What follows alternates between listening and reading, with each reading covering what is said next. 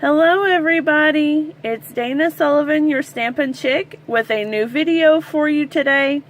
And we are going to be using the Animal Outing Stampin' Die Bundle from Stampin' Up. We're going to make this absolutely adorable little rhino treat holder. As you can see, it's double-sided and it holds one for a Rocher, or you could put one Lynn Truffle. So let's get started. What you're going to need is your Animal Outing Stampin' Die Bundle. You're going to need a piece of cardstock measuring 4 1/4 by 5 inches. I used Very Vanilla, but you could use Whisper White.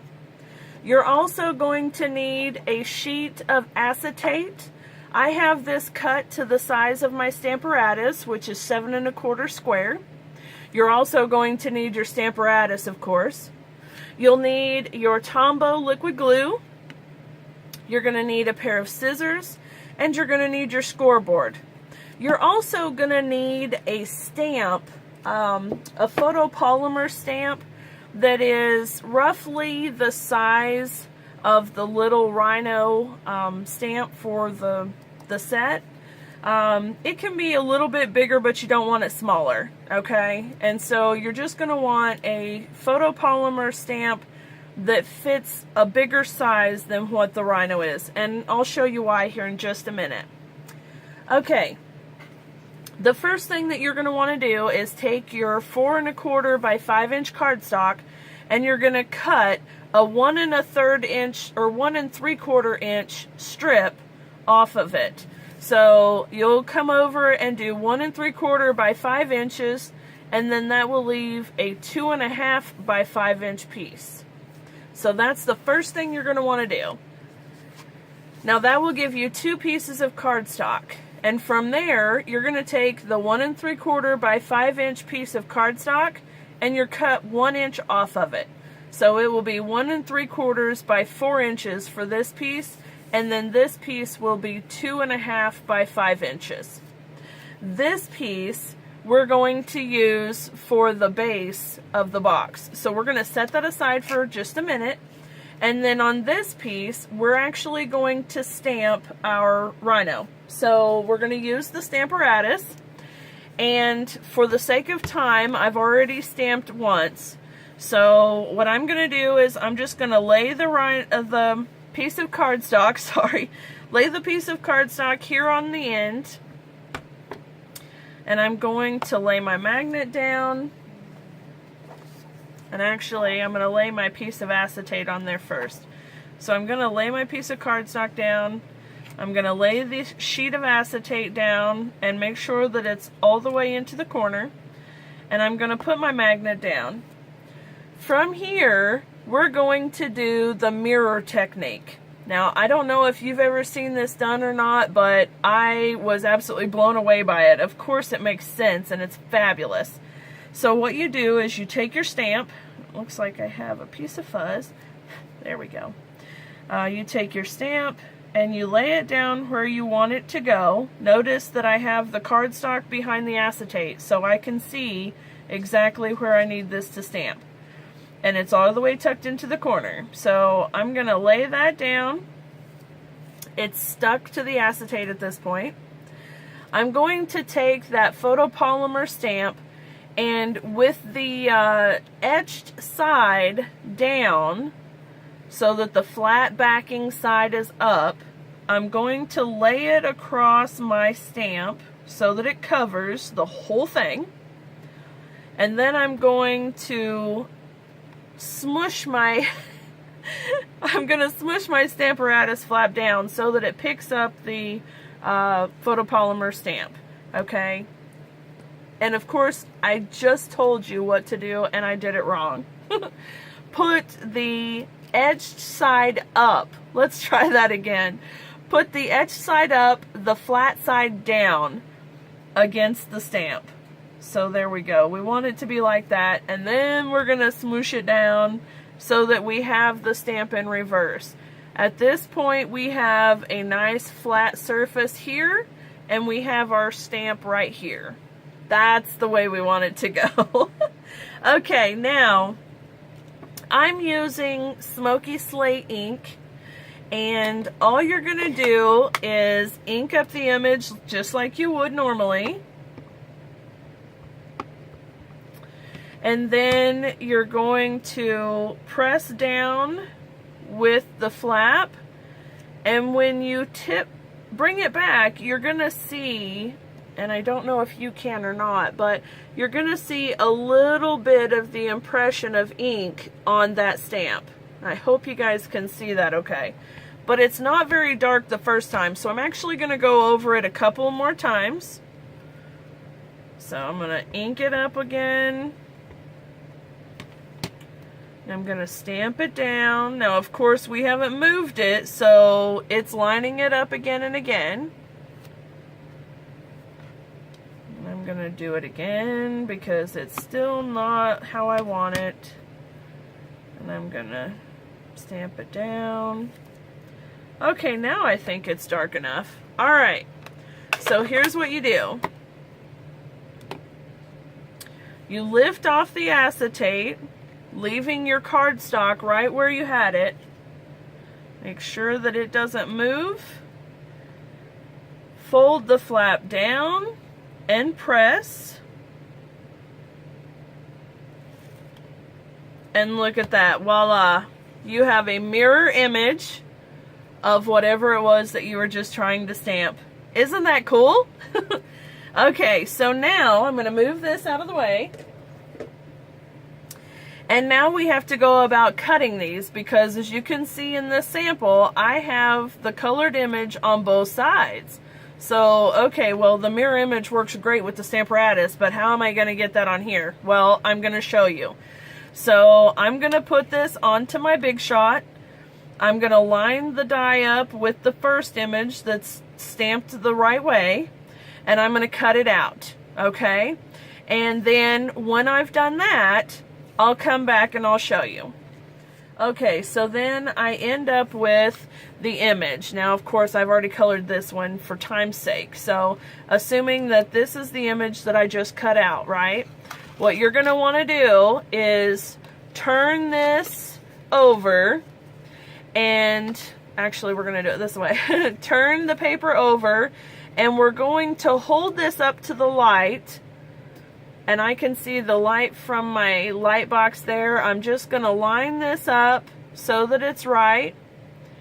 And then I'm going to lay this die right over the top of that piece that was already die cut and make sure that it lines up on there perfectly. At this point, I'm not going to move the piece that I've already die cut. I'm just going to lay this whole thing down on my Big Shot, and I'm going to run it through the machine. Now, as you can see, I've got this on the back side upside down. So when this comes out, I will have this piece, and then this piece will be cut out as well.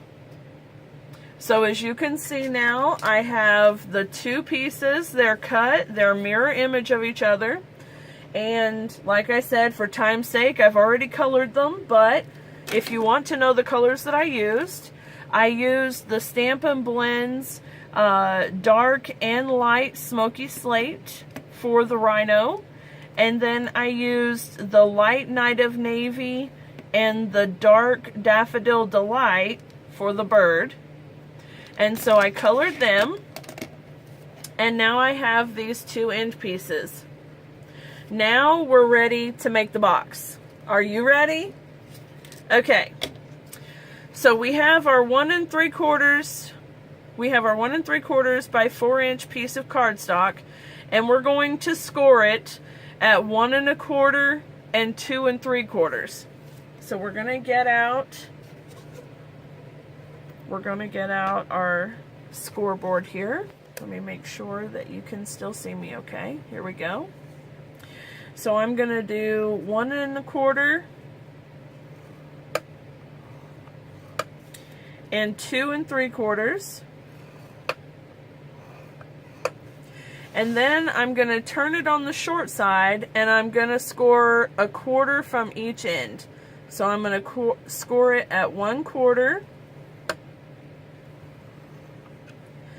and again at 1 3/4.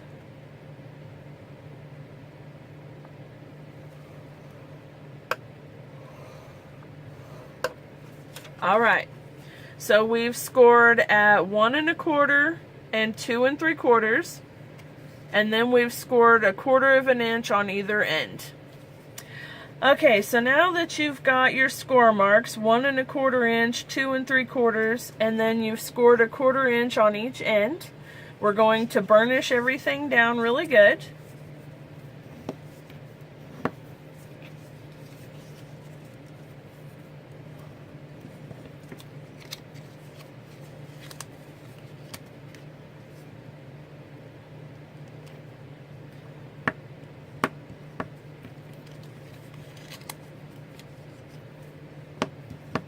Alright, now we've got it all burnished down good, and we're going to take our scissors and we're just going to cut notches right on each of the lines.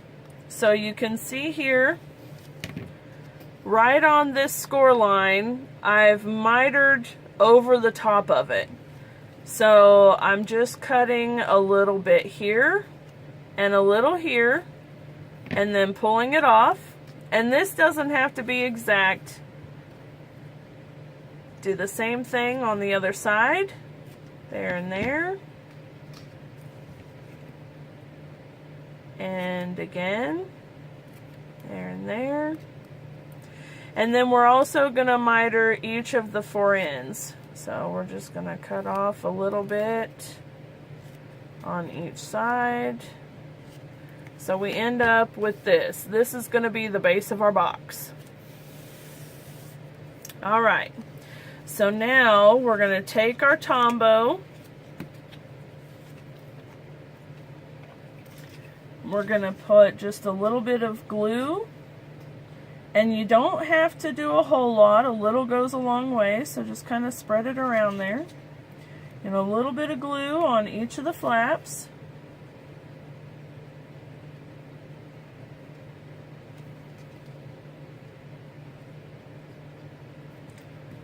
And then we're going to lay down one of the rhino pieces.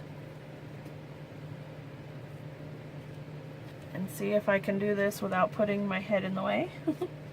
So we're just going to line up the center with the center of the rhino and line it up at the bottom of the rhino. So that way it sits evenly on the table. And then, there we go. I think that's pretty good.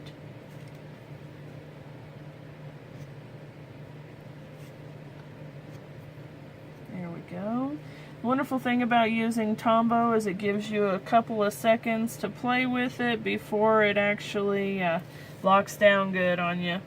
So once you have it where you like it, you're just going to burnish it down with your bone folder.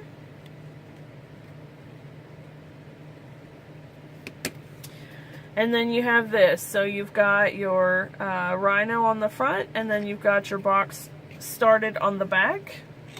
And then you're just going to go ahead and put some Tombow on these flaps as well. And then put the other piece on, and then we are done. Pretty simple, right? There we go. Okay, now I'm just going to take this one and I'm going to line it up with the bottom first. And then tuck my edges how I need them. Hold it for just a second, flip it over. And then I'm going to burnish it down with my bone folder.